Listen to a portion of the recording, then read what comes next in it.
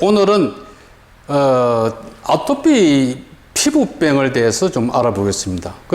상상외로 아토피 피부 환자들이 상당히 많습니다. 근데 아토피 피부 환자는 그럼 왜 생길까? 뭐 두 가지 원인이 있습니다. 어머니가 이제 아기를 뵀을 때에, 아기를 가졌을 때에 음식을 너무 지나치게 강한 음식을 먹는다든지 또 너무 매운 음식을 먹는다든지 산모가 음식을 가려 먹지 않아가지고 열이 있어가지고 그래서 아토피 피부 환자를 태열이라고 우리 얘기합니다. 그래서 태열이 많아가지고 아기가 열성을 가지고 태어났기 때문에 아토피 환자가 많습니다. 그래서 아기를 가졌을 때는 참 몸조심해야 돼요. 음식도 가려 먹고 또 남을 미워해서도 안 되고 하여튼 태교를 잘 하셔야 됩니다. 그래서 맵고 짜고 그다음에 특히 치맥 같은 건 더 안 좋죠. 그다음에 닭고기 같은 거 이런 건 인삼, 녹용 이런 건 참 안 좋죠. 열성을 가지고 있는 음식이기 때문에. 그다음에 이제 둘째로 새집 증후군. 우리가 아파트 새집에 한번 들어가 보세요. 마루라든지 벽이라든지 전체 본드 냄새예요. 본드. 우리가 문짝이라는 걸 보세요. 원목이 아니면은 거의 대다수가 보면은 나무 판에다가 베니어 판에다가 거기다가 필름을 붙여요. 필름이 어떻게 붙이겠어요? 본드가 안 들어가면 그게 붙겠습니까? 다 본드 들어가지고 붙은 거예요. 그런 거 하며 그다음에 방 안에 이제 도배할 때에 우리가 좀 비싸게 한다고 실크 벽지를 바르죠. 그게 무슨 실크 벽지입니까? 실크는 누에 꽂혀서 나온 명주실, 그게 실크예요. 그건 동물성 섬유죠. 동물성 섬유. 그런데 실크 벽지라고 바르는 게 비닐 벽지예요. 비닐 벽지가 하니까 비닐은 공기가 통하지가 않잖아요.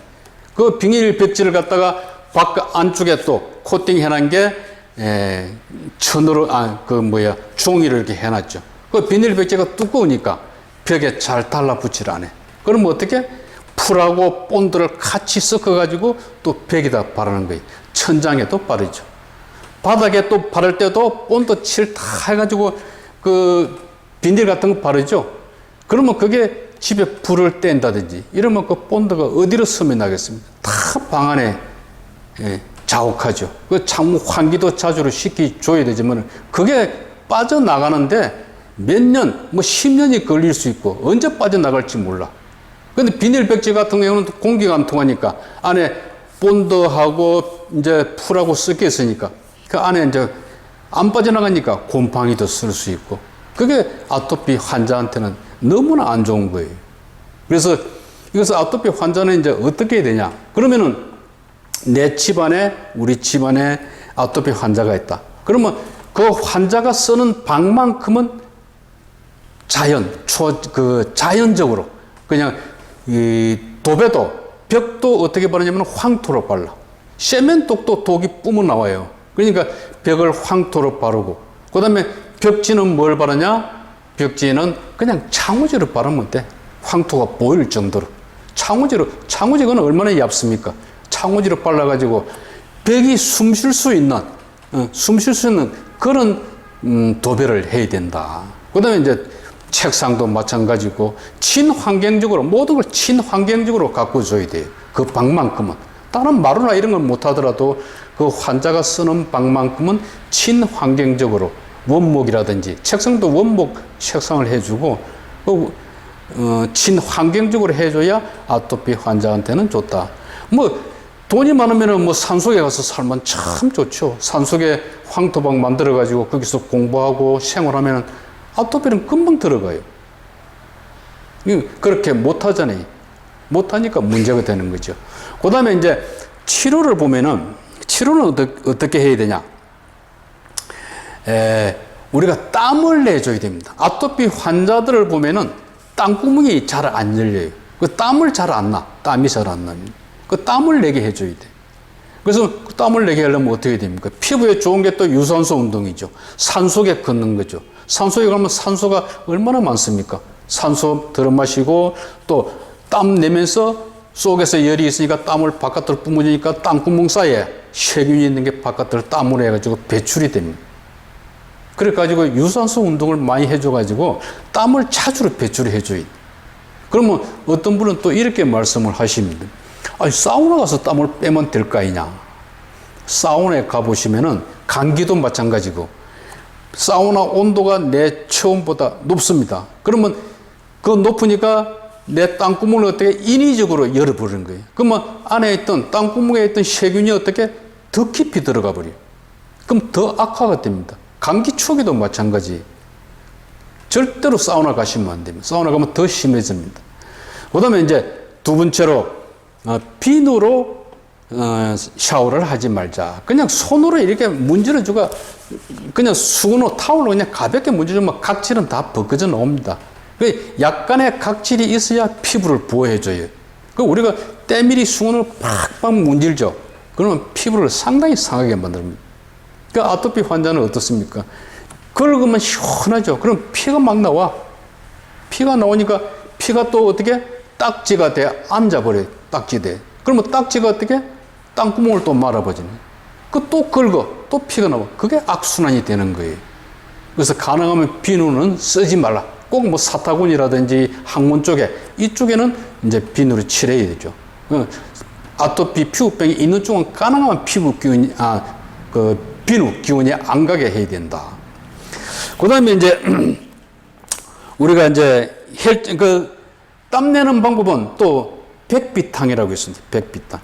백비탕 먹는 방법은 맹물을 그냥 팔팔 끓여가지고 한사발 끓여가지고 또 한 사발 정도 컵 이런 거 한 4컵 5컵 정도 되죠. 그 뜨거운 물을 마셔가지고 입을 딱 덮고 누우시면 몸에서 속에서 열을 뿜어가지고 땀이 쫙 빠져나옵니다. 그러면 땀구멍에 있는 세균 이런 게 다 같이 빠져나오죠. 그걸 자주 해주세요. 유산소 운동을 못하면 그거라도 2, 3일에 한 번씩 해주셔야 돼.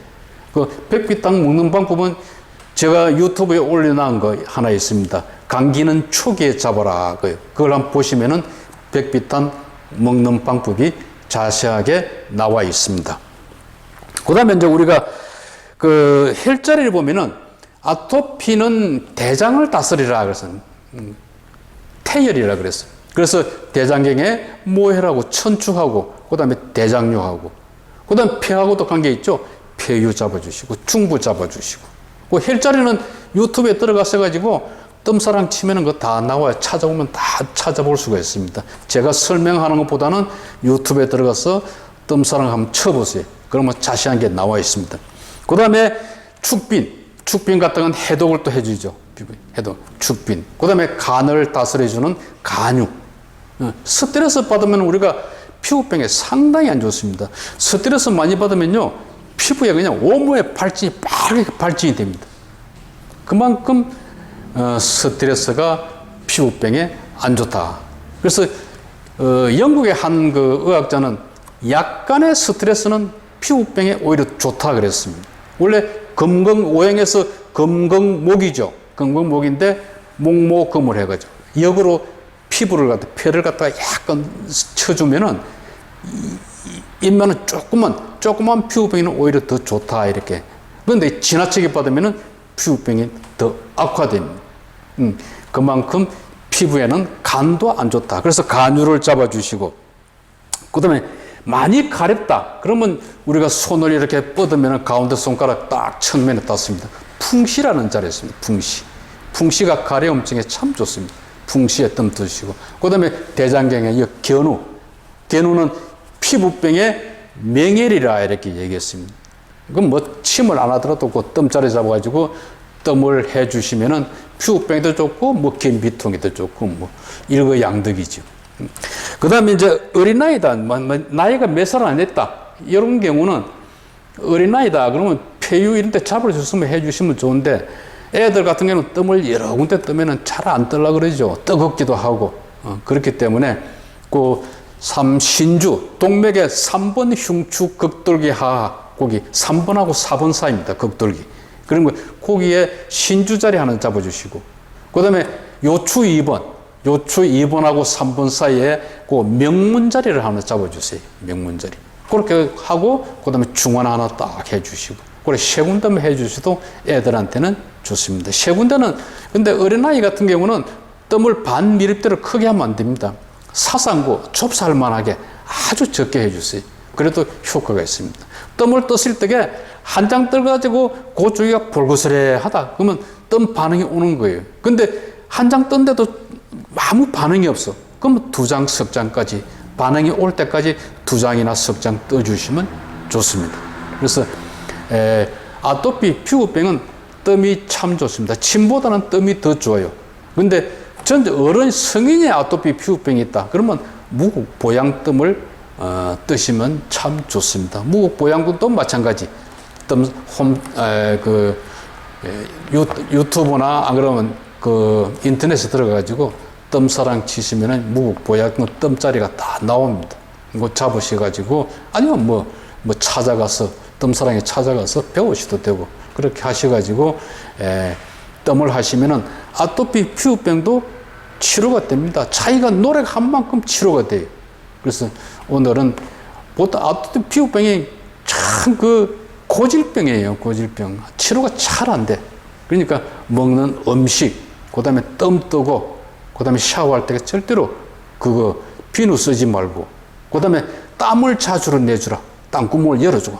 땀구멍. 그러면은 아토피도 치료가 될 수 있다. 오늘은 아토피 피부병에 대해서 말씀을 드려봤습니다. 감사합니다.